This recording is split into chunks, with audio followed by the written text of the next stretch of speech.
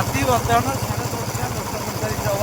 ବର୍ତ୍ତମାନ ବାଇକ୍ ଚାଲିଛି ଦୁଇ ଭାଇ ଭୋଜି ଖାଇବା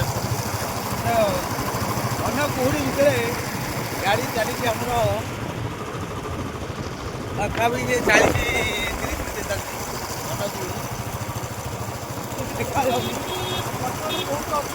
ଆମେ କୋଉଠି ଅଛୁ ନିଜେ ଜାଣିପାରୁଛୁ। ବର୍ତ୍ତମାନ 3 ଫୁଟ ଆଗରୁ କିଛି ଦେଖାଯାଉନି। 2 ଫୁଟ 2.5 ଫୁଟ ଭିତରେ କିଛି ଦେଖାଯାଉଛି।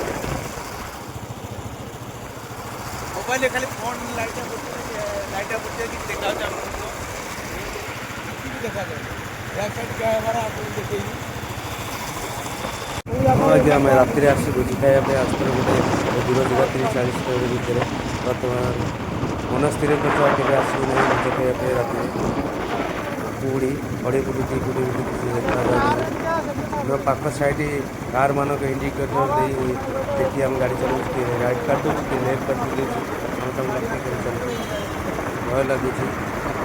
ଆପଣମାନେ ବି କେବେ ଆସନ୍ତୁ ନାହିଁ ରାତିରେ ଭୋଜି ଖାଇବା ପାଇଁ କି ପିକନିକ୍ କରନ୍ତୁ। ରାତିରେ ଜମା ଗାଡ଼ି ଚଲାନ୍ତୁ ନାହିଁ, କେଉଁଠି ରେଷ୍ଟ ନେଇଯାନ୍ତୁ।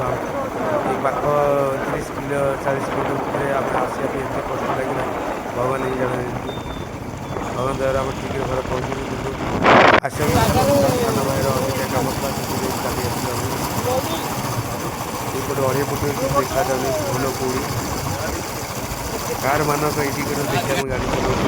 କିଏ ରାଇଟ୍ କାଟିଦେଉଛି କିଏ ଲେଫ୍ଟ କାଟିଦେଉଛି ସବୁ ଲକ୍ଷ୍ୟ କରି ଚାଲୁଛୁ।